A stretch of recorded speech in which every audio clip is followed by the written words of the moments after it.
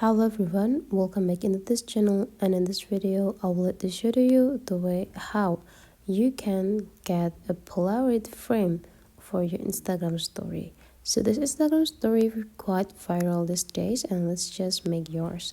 So open your search button, you can just pick the picture that you want to use as the background on your Instagram story by go tap into this and then add to your story.